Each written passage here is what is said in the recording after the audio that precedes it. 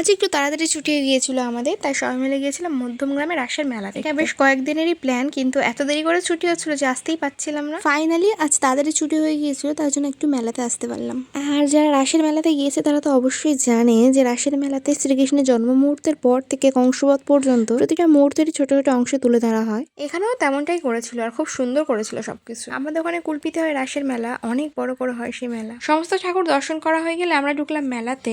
আর মেয়েরা মেলায় গেলে সব থেকে আগে যেখানে গিয়ে দাঁড়াবে সেটা হচ্ছে সাজে জিনিসের দোকান। আর তার মধ্যে সবার আগে যেটা আসছে সেটা হচ্ছে কানের দুলের দোকান। আমি আর অন্তরা অলরেডি একটা অন্য দোকান থেকে কিনে ফেলেছি। রুকসানা যেমনটা চাইছে তেমনটা পাচ্ছে না, সেই জন্য ওর সাথে আমরাও ঘুরছি। একটা কোরিয়ান ইয়ারিং খুঁজছিল, কিন্তু ও যেমনটা চাইছে তেমনটা পাচ্ছে না। অনেক ধরনের এখানে আছে কিন্তু ওর পছন্দ মতো হচ্ছে। শেষ পর্যন্ত ও ঠিক করলে নেবে না, তার জন্য আমরা সবাই মিলে মেলার ভেতর ঢুকলাম কিছু খাওয়ার জন্য আর গেলাম ফুচকা দোকানে। ফুচকা খেয়ে বার হয়েছে, তখন অন্তরা সৈকতদা পান খাওয়ার জন্য আবার গেল। এখানে অনেক ধরনের পান ছিল, তো ওরা কি আগুন পান না মিঠা পান কিছু একটা খেয়েছে, আমি ঠিক বলতে পারবো না। আমরা মেলাতে বেশিক্ষণ স্টে করিনি, 7:30-8টার মধ্যেই বাড়িতে পৌঁছে গিয়েছিলাম সবাই। আর ফ্রেশ হয়ে সোজা চলে এসেছি রান্নাঘরে, কারণ আমাকে তো রান্না করতে হবে কিছু। অল্প একটু চাল ভিজিয়ে দিয়েছি, ভাত রান্না হবে।